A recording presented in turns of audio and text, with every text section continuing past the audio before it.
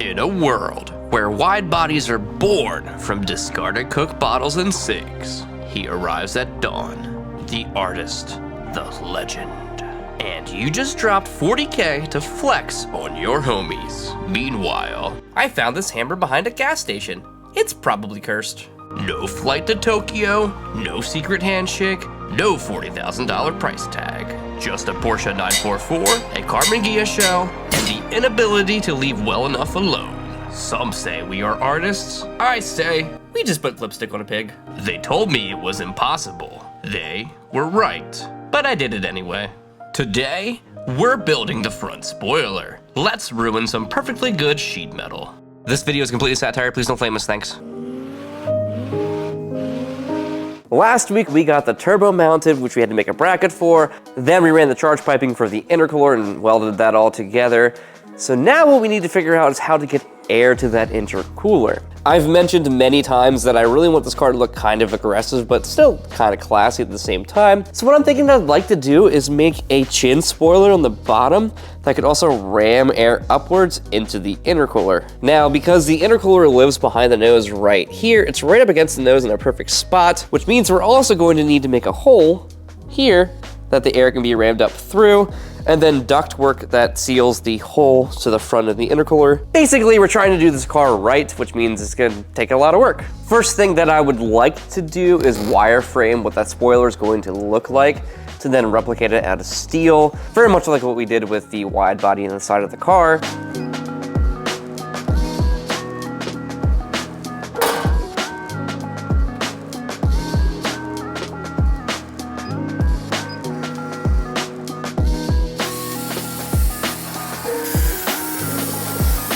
Last week, or the week before that, I forget which, I mentioned about how I am out of fluid in my table because I need to fill it back up, and how I recommend doing that if you have a table at home. It's okay to do it either way, technically, but if you do have fluid in your table, it helps trap a lot of that crap that goes in the air. It makes the shop not as nasty, and it also kind of keeps the panels a little bit cooler. But the downside is then you have slime on your panels when you get them out, which is also a pain. So do what you need to do for yourself. These look super gross, but they're ready to go. Let's clean them up.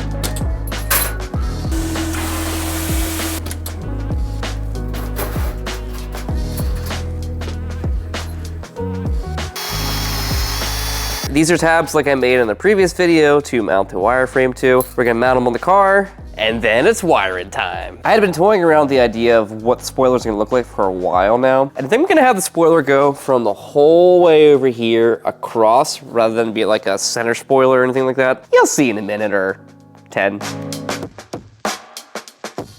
So the car is level, and I have the laser level here, and it's lined up on the bottom of the nose. You probably can't see it well in the camera, but I do want to note something, that the entire underside of the nose of this car is really mangled. So I have a couple options here. The first option is to fix the mangled mess and then build off of it. And by fix, I mean just get it generally right, because again, this is a drift car. I'm not trying to make the body perfect.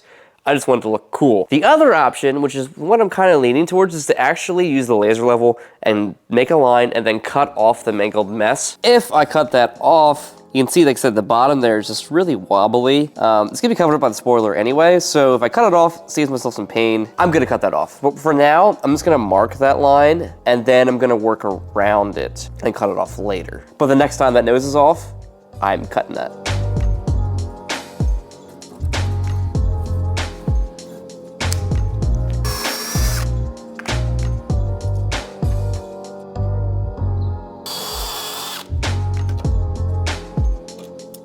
So this side of the car is flared.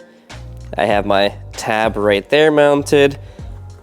Whereas this side of the car is not. I went ahead and mounted a tab. I'm just gonna make a spacer to compensate for the flare. No big deal. Yeah, there's quite the difference, but again, a piece of wire roll. We'll fix that. About that size. Cut it down, and I'll just tack it like that, and then we'll be good to go.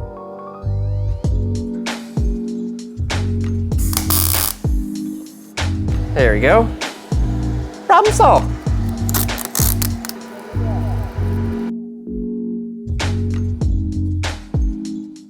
So that's about the footprint for the intercooler right there that I need to keep in mind. I might change the shape of it, but that's like what it needs to be to get proper air to the intercooler up front. and then I'll have ductwork to go with it. But I just identified that now because I need to work the spoiler around it. So now we're gonna design how it's gonna work and how it's gonna look. The hole is going to be like the outside edge of the tape, most likely. I do really like the IROC style bumpers on the Porsche 911. It might end up being a little reminiscent of that, but we'll see what happens. So the first step is I'm going to wire from the plate here and just kind of mimic the shape of the nose across as a base, and then we'll build out from that. This video has been paid for and is sponsored by Giraffe Tools. They sent us their brand new Grand Falls Retractable Pressure Washer Plus. It came with all the necessary hardware and a bunch of different nozzles and a foam cannon. Now I was stoked because it came pretty much fully assembled aside from having to hook up the gun to the hose, and I had to mount it on the wall, which was easy peasy. This pressure washer comes equipped with a 100-foot long ultra soft high pressure hose, so having it mounted right at the shop door means I can reach pretty much anything I need to. It also comes equipped with 4 different spray nozzles, but first I bust out the foam cannon because we needed to clean the slant nose. The PCA swap meet is next weekend, and Tony's bringing the slant nose to that show, so it has to be clean and ready to go. So this pressure washer is electronic, and one thing I like about it is whenever you let go of the trigger, it automatically shuts off the pressure washer, which saves energy and also prolongs the pump life. So I just gave the slant nose a quick wash and rinse. It was pretty dirty because it had been sitting for way longer than I would like to admit, mainly because we're waiting on some parts that we need to do the engine swap on it, and because GT3 parts are very expensive. So comment down below if you think we should work on this car again soon.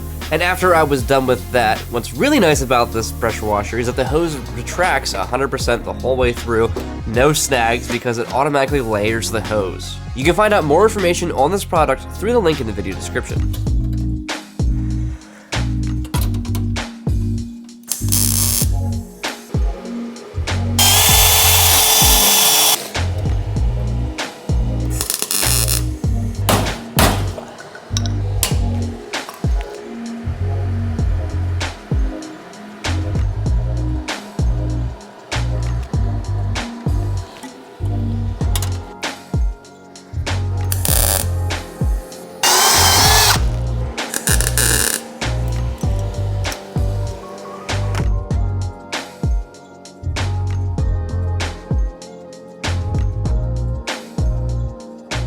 The base of the wire is now welded on both sides. Now we're going to focus in the center and bring that out. I'm going to make this match the body, I think, and it's kind of hinge down. That should be pretty cool. Match the body over here.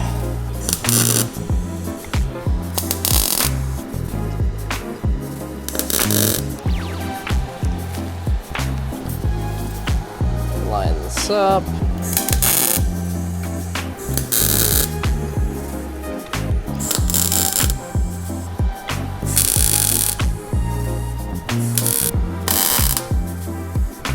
Yeah, that's gonna look too low. Shoot. I did all this and this is too low. There's no way that this is gonna work. It's a little too close to the ground for my comfort. I'm gonna bring it up just a little bit.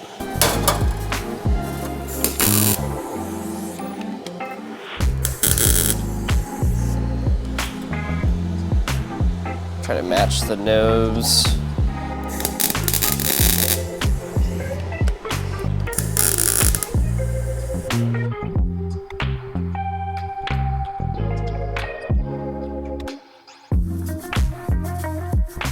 All right, so I have the chin piece here figured out for the air to scoop up in. You can see it's kind of make a ramp. It's gonna ramp up into the intercooler. It's just a couple lines right now, so it's kind of hard to see. I don't know why I'm saying you can see it, but you can probably kind of sort of see it. So all that's left now is to connect this to the end of the spoiler edge and do the same on that side. And then I'll paint it so it shows up on camera better and I can actually see it. And then we'll pull some templates and start making it out of metal. Then we'll be doing donuts. Oh wait, that's like months from now. I don't know why I bought this shirt. It's pretty dumb. Also, I cannot stress this enough. If you have a laser level, use it. If you don't, get one. They are so handy. I've been able to keep the entirety of this piece completely level the whole way through. It's kind of hard to see in the camera, but this whole piece is perfectly laser level. and I can keep holding pieces in the air when I tack them in place with the laser keeping it level. Laser levels are pretty cheap, and I use one pretty much all the time, so highly recommend.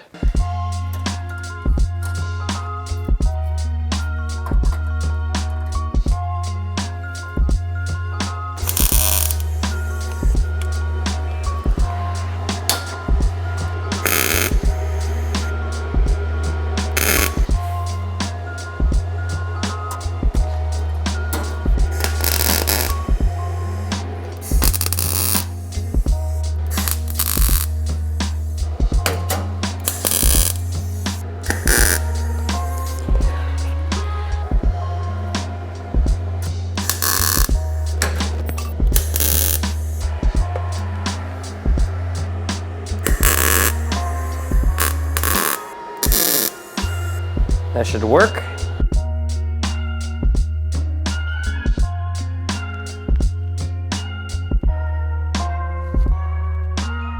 All right, this looks pretty good. I'm gonna pop it off. Gonna paint it like I did to the wide body pieces, and then we'll start templating. This is why these tabs are so great. I can just pop it right off in one piece, baby. Ka-choo! This stuff should do the trick. That can of yellow was junk, but I had that fluorescent orange instead, so we'll do that, and I think it'll work okay. I'm gonna let that dry, then we'll pop it back on and get our templates.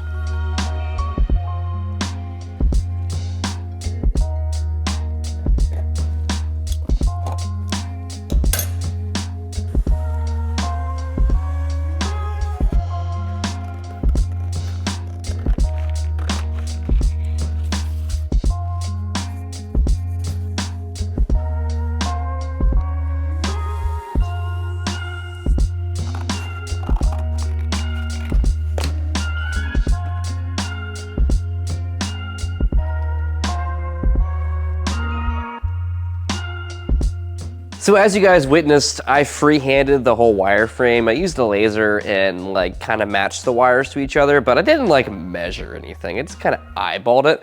So I wasn't thinking that I would be able to just make a pattern for one side and it would fit the other side. I was thinking like, well, maybe it'll be a little bit off and I'll have to make two separate patterns. However, it lines up pretty dang good. Up here's an issue, which actually is resolved in the car. It looks bad here, but it gets pushed out by the car when I have it on. It's just the little wire issue. So now the next step is to cut these out of steel and begin shaping. You also notice that I added this arrow saying add. I'm gonna add a flange. It's like, I don't know, maybe like 10 millimeters or so. That's gonna go the whole length along here. So that's the whole length, the front edge here, and also along here. I'm gonna break that down like a 90 degree. Well, it's not really 90, it'd be like 70 or whatever. Because I don't want the leading edge to be a sharp edge. I want it to have like a little bit of a stub to it. And then I'll trim it down at the end after I shrink stretch it.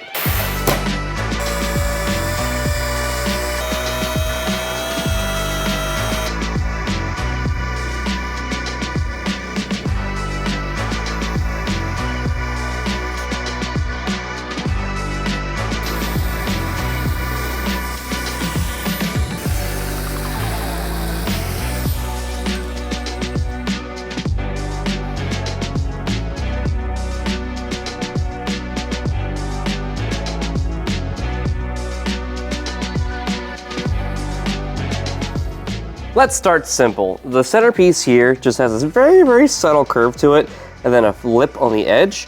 Now I could take this piece and, you know, put it in the English wheel and kind of roll it a little bit, but it's not gonna be a perfect curve.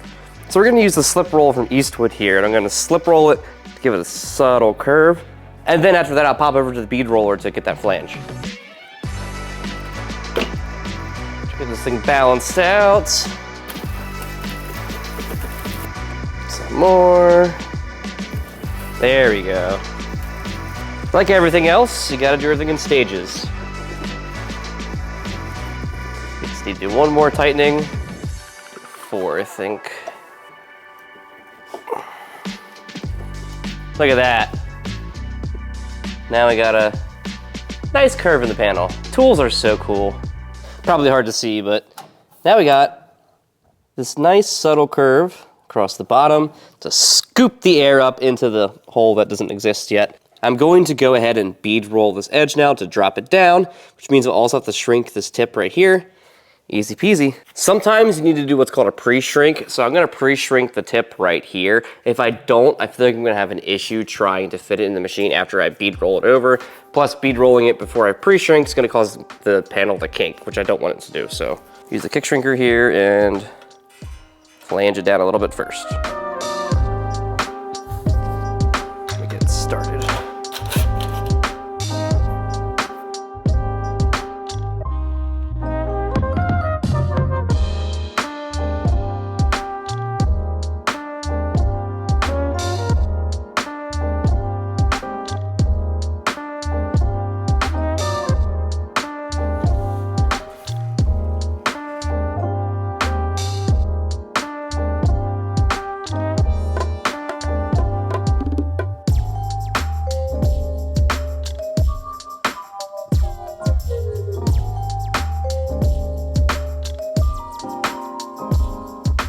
Oh man, that looks so good, if I do say so myself anyway.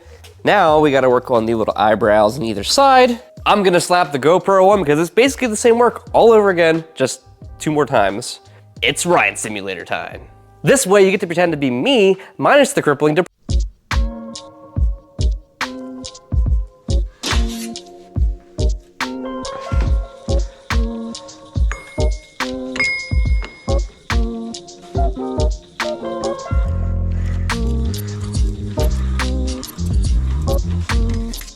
I think that's all it needs.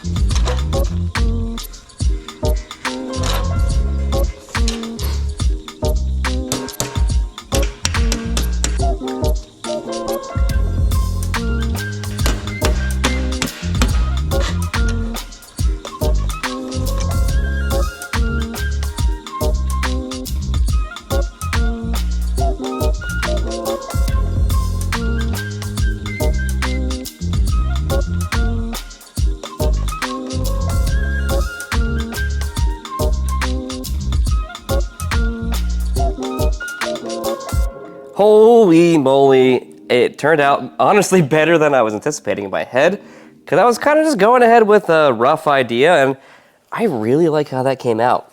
I feel like it fits the Ghia era pretty well. It's kind of like it's almost Camaro-like, and I kind of like that, even though I don't really like American cars that much. So we have the outer skin on both sides figured out. We have this lower plate here, zooping up in. We don't have like the little pieces we need to interface between them.